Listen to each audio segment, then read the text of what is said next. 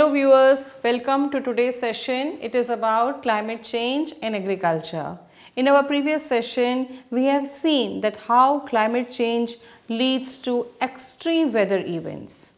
There are intense rainfall, long drought season, heat waves, cold waves, increase in the snowfall and lot more types of weather events taking place because of climate change. Now, agriculture, as you know, is directly impacted by all these changes taking place in the climate in the atmosphere. Because agriculture is directly affected by change in weather conditions, and these changes are prolonged changes which are taking place. So, in this session, we will see how agriculture and climate change are related to each other. How changes in the climate which are taking place influence the agriculture practices, the cropping patterns and the modifications which are taking place in the agriculture nowadays. See learners, agriculture and climate change have a threefold relationship. Number one, you must understand that agriculture also contributes to climate change. So, whatever the changes we are seeing today, agriculture has a major role to play in it. It leads to the formation of greenhouse gases. It is increasing the share of these gases into the atmosphere. So, in one way or the other, we can say that agriculture also contributes to climate change. Another important dimension of the situation is that there is an impact of climate change on agriculture.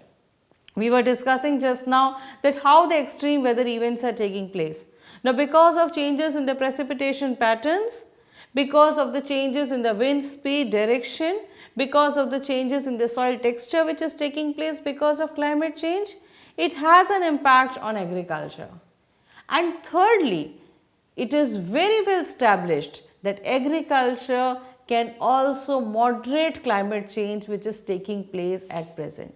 So, with proper agricultural practices, with proper inputs, selection of better methods, we can also combat climate change mainly because of the agriculture practices. So, first of all, let us explore how agriculture contributes to climate change. See, agricultural practices, cropping patterns, the time of flowering, fruiting, the time of putting seeds inside the fields. Now, all these factors are responsible for the release of greenhouse gases into the atmosphere.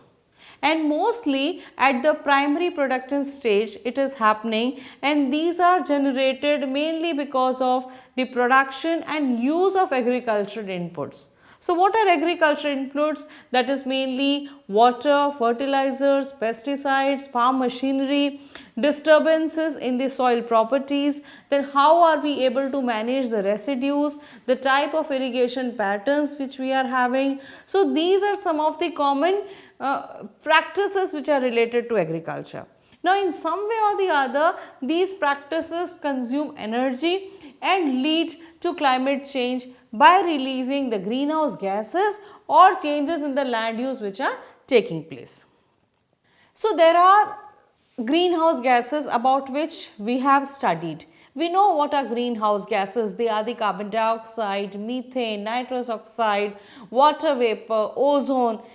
Agriculture contributes in the release of these greenhouse gases, and according to International Panel of Climate Change, the IPCC report 2013, it is stated that agriculture accounts for as much as 25% of human induced greenhouse gas emissions. Now, out of these emissions, around 17% is because of the agricultural activities, whether it is plowing the field, whether it is irrigation, whether it is harvesting of the crop, or whether it is selling the crop in the market. And apart from it, there is additional 7 to 14% of this release is because of the changes in the land use. Now, what we mean by changes in the land use is that when we devote the land for the uses other than agriculture, when we go for deforestation and extensive plantation is taking place. That is the change in the land use which has occurred, and it is also attributed that the changes in land use is basically because of the continuation of the agriculture in the large volumes, in the large masses we can say. So, what are the main greenhouse gases? It is the methane and the nitrous oxide which are prominently being released by the agriculture sector. Methane is mostly released by the paddy fields. On the other hand, nitrous oxide is released by the emissions from the soils, from the fertilizers, manures, and all of these and both of these gases have a significantly higher global warming potential as compared to carbon dioxide. So mainly methane, nitrous oxide, they are mainly emitted by the agricultural practices. Then similarly, as we were talking just now, there are changes in the land use. There is a large scale deforestation taking place, and land use changes related to agriculture have a far more significant impact on carbon cycling, because you must understand that plants absorb carbon dioxide from the atmosphere. So, plants, forests and many natural ecosystems which have developed over thousands of years, they have in them large amounts of carbon.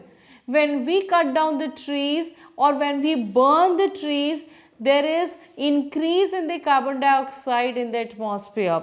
It has a negative influence on climate change, and it is predicted that by 2050 there will be 60 to 70% rise in food consumption. We need more land to grow the crops to feed our ever growing population. Apart from it, it has also been noticed that there is a change in the preference of the eating patterns, of the consumption in the area of food and food products. So, it is required that more land under agriculture be brought up, and we can see that there will be an expected imbalance because of the increase in the land under agriculture, following up of improper agricultural practices, and ultimately it will further deteriorate the condition of the atmosphere and will aggravate the problem of climate change. Similarly, another important aspect which is related to agriculture is the livestock or the livestock farming. There is a contribution of farm animals also towards the release of global greenhouse gases. It is said that livestock are responsible for around 14.5% of global greenhouse gases, because for livestock farming to be done, also there is a deforestation taking place. It also leads to the emissions of methane and nitrous oxide, and methane is mostly released by the enteric fermentation and manure storage. So, what is enteric fermentation? It is the decomposition or digestion of carbohydrates into simpler molecules by microbes, and then it is absorbed in the bloodstream of animals. So, during this process there is a release of methane gas, and methane is 28 times more, has a more warming potential as compared to carbon dioxide. Similarly, nitrous oxide is released from manure storage. At the plants where the manure is being stored, there is a large scale release of nitrous oxide into the atmosphere. Then another important contribution related to livestock is the feed productions. What is feed production?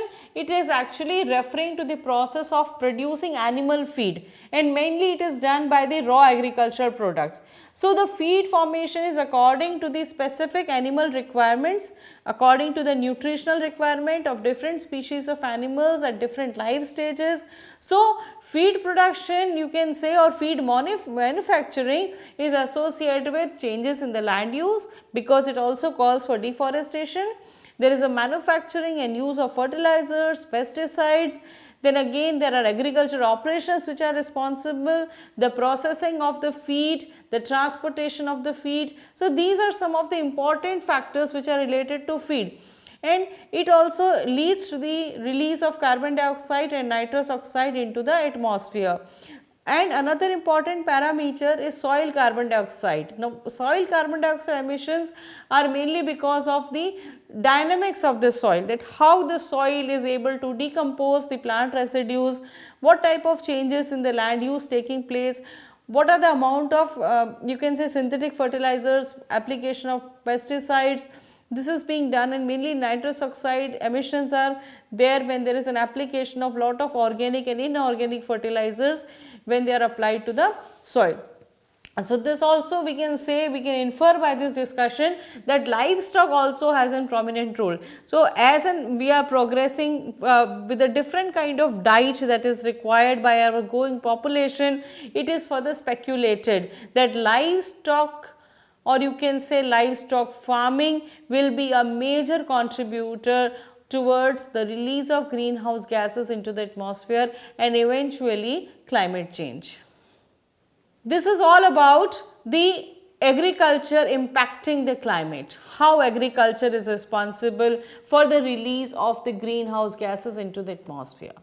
But what is more worrisome today is that because of changes taking place in the climate, the agriculture practices have been altered, because climate change induced increases in temperature, there are variations in rainfall, there is change in the frequency and intensity of extreme weather events. All these are already adding pressure on the global agricultural and food systems. And apart from this, there are studies which say that there may be projected beneficial impact of climate change on Indian agriculture, because there may be increase in productivity due to increase in carbon dioxide concentration. There may be possibilities of cultivating new crops in new regions. There may be reduction of heating cost for protected cultivation. There may be changes in the areas which are suitable for cultivation. There may be reduced frost formation, which may also lead to the development of new crop varieties. Because of climate change, there will be change in the topography, there will be shift in the places where we are practicing agriculture at present. So, there will be change in the crops, there will be change in the nature of farming, and it is projected that areas which are not agricultural friendly at present, they may be becoming suitable for agriculture in the times to come. But however, we are more worried because of the negative effects of climate change in agriculture. There are direct effects which affects the physiology, that is the internal activities in crops, or there may be changes in the morphology of the plants which is taking place. These direct effects we can easily see. We can see how the wilting is taking place, how the plant is having a stunted growth, how the physiological activities of the plants have been disturbed. But more so, there are indirect effects like the effects on soil fertility, the irrigation availability, attack of pests on the crops, different type of soil hazards taking place, because these are the effects which occur on the account of the prolonged conditions of climate change which are taking place. So, over a long period of time, there are chances that there will be changes in the soil, there may be changes in the irrigation patterns, or there will be influx of some diseases particularly to that particular climate zone. And there is a reduction of productivity due to temperature rise, because whenever there are heat waves, they cause extreme heat stress in crops. It limits the yields, because if they occur during certain times of the plant's life cycle, for example, if they are occurring during pollination, during fruiting, they are flowering. So, heat waves also result in wilted plants, because due to high evaporation rates, and it occurs and it causes heat loss if it is not counteracted by irrigation. Similarly, there are heavy rain and flood type of events which are occurring more because of climate change these days. It is also detrimental to crops and also to the soil structure in the long run, because most plants cannot survive in prolonged waterlogged conditions, because there is an absence of soil air, and the roots also need air to breathe. So, the overall impact of climate change are farming are expected to be very negative, and they will threaten the food security in the long run. There is a quality degradation of the soil, and there may be chances of you can say agricultural disasters, because there may be very less soil moisture, which we call as moisture stress. There may be drought like conditions prevailing, and high temperatures also leads to reduced yield, because there may be the growth of weed, there may be proliferation of pest, and pest management is particularly becoming less effective, because there will be high rates of pesticides will be required to achieve the same level of control. So, there will be more influx of the unwanted plants, there will be more type of diseases occurring, and ultimately it is a kind of a financial stress on the farmers, which have an added you can say pressure to fight against the diseases in the plants. Also, it is established that there is an increase of fertilizer requirement for the same production targets, and it also results in higher emissions, and because of increasing sea and water temperatures, it affects the fish breeding, migration, because they are also part of agriculture, which we term it as aquaculture. So, it has been noticed that there are changes taking place in the fish breeding, migration of particularly seabirds, harvest, and it is known that there has been a decline in the coral reefs. Continuously there is a decline. So, it is all attributed because of the changes in the physical chemical properties of the ocean waters. The temperatures are particularly high because of global warming. So, we have also more requirement for shelter, energy for these livestock also. So, in this, these are some of the indirect effects of climate change on agriculture, which present before us a long an important case to understand that climate change can affect our very own survival, because it directly affects the agriculture and the food, which is very much vital for our survival. So, some scientists, researchers have predicted that agriculture can be a part of the solution, because it is a part of the problem at one end, but it can be a potential part of the solution, because by the efficient use of fertilizers, adoption of zero tillage, management of water, how we are using water in irrigation, all this can help as a part of the solution. So, increasing carbon sequestration, which is done through land management by adopting suitable agriculture practices and by treating land as an important resource, it is very much possible, because we have the practices like agroforestry, crop rotation. By virtue of these practices, we can help agriculture combat climate change. It is essential to go for proper tillage, use green manures, and steps must be taken to enhance the carbon storage in the soil. There are tolerant crops, because in many regions it has been seen that because drought resistant varieties need to be grown at the places where it rains less in the last few years. So, there is also a need to have a change in the pattern of crops which are grown.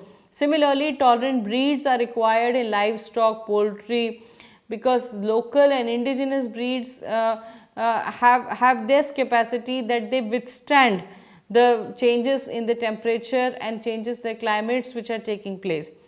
So, in nomadic tribes also it has been seen that the animals show their owners the way and where to move in search of new grasslands. So, indigenous breeds are there which have the unique characteristics that they are adapted to very specific ecosystems across the world. Similarly, water is an essential ingredient in agriculture, and most of Indian agriculture is rain-fed agriculture. We need to use water efficiently and judiciously in agriculture. There is a need to regulate the use of water for groundwater recharge, and it can be done through furrow, alternate furrow irrigation, drip irrigation, dew irrigation, so that the water wastage is minimized and effective use of water resources can be done, so as to go for, you can say, sustainable solutions. Similarly, we have to promote climate resilient agriculture practices and cropping patterns, because much of the research has been conducted for horticulture and other crops, but the farmers also need to equip themselves with this knowledge. They need a kind of a policy support so that they are able to transition to better agriculture, and they also can diversify their crops. They need help for all this. They can go for agroforestry also and go for livestock production also. So ultimately we have to go for smart subsidies also, so that we are able to encourage a shift to more environmentally suitable crops, because at present the current subsidies and incentives, they actually encourage the farmers to cultivate water intensive crops. For example, sugarcane in the areas where it doesn't rain so much. So we need to put in smart subsidies so that the farmers are encouraged to shift to dryland crops which are more suitable to local conditions, and we have to provide and we have to create a good market, so that the market is created for the farmers, so that they can go for the cultivation of the local breeds of crops, vegetables, fruits and so on. We have to, there is a need to make agriculture flood resilient and adapting livelihoods, because in the coastal areas and in many places we have floods occurring in most parts of the year.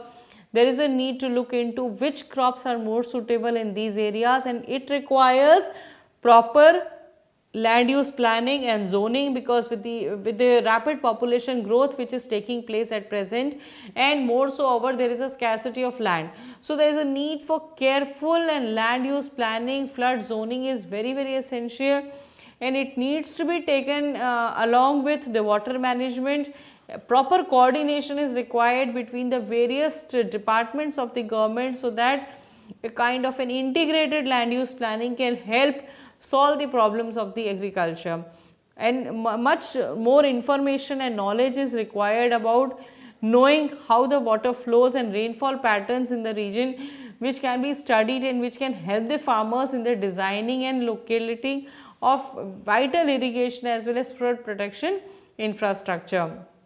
And also the farmers must be encouraged to diversify their income, so that they are not only dependent on one crop or one growing season, but they must be encouraged to have a change of occupation, so that they are a kind of having a limited exposure to climate related risks. Because if they are relying only one type of livelihood, they are more vulnerable to the climate related risks which are very common in these times. So in a nutshell, we can say that sustainable and suitable adaptation and mitigation strategies are very much required to see that agriculture is in line and it doesn't is affected by too much by the climate change. Introduction of better varieties which are drought resistant, heat resistant, pest resistant, it is very essential. Encouraging new farm management practices, land use and watershed management, and agri insurance and agro advisory is very important, because farmers need proper counseling regarding the crops to be grown with the help of local weather information. So responsive farming can be taken up, which is an integrative approach, and it is a kind of farming where advisories is taken from the you can say the technocrats who are using this weather information. Feed management needs to be carried out, that how the feed is being provided to the livestock, whether it is an alternate arrangement, the timing of the feed, composition of the diet. Then similarly, Krishi Vigyan Kendra, which are there for the help of these farmers, they can also be taken into consideration. Agricultural departments, agriculture universities, research institutions, they need to research more on how we can adopt climate resilient agricultural practices, so that we are not much affected by the changes in the climate which are taking place at present. So what is climate resilient agriculture? It is very essential, and it is proposed that it is a way ahead in times of today's climate change taking place. So climate resilient agriculture is an approach which includes sustainably using existing natural resources through crop and livestock production systems, so as to have high productivity and farm incomes under climate variability. So climate change can reduce agricultural income up to a certain extent, but at the present times, it is high time that we realize the rationale of climate resilient agriculture, we value it and implement it rigorously. So, learners, we conclude this session by saying that climate change is real, it is here, it is not in the future. And India being an agricultural country, we have to be more careful, because at one end we are more prone to the natural disasters taking place because of climate change, and on the other hand we have agriculture as the main occupation of the people here. So, Indian agriculture is likely to suffer losses because of extreme heat events taking place, because of erratic weather, precipitation patterns are disturbed and decreased irrigation availability. We have to devise suitable adaptation strategies so that we are able to minimize the negative effects, and it is all possible with the help of research, funding, policy support. We know that the cost of adaptation and mitigation may be high, but we must understand that cost of inaction will be more higher. So, it is essential that we carry out suitable agricultural practices so that we are able to reduce the emission of greenhouse gases into the atmosphere, and also we are able to protect our vital resource such as soil from the negative effects of climate change which are taking place. Thank you.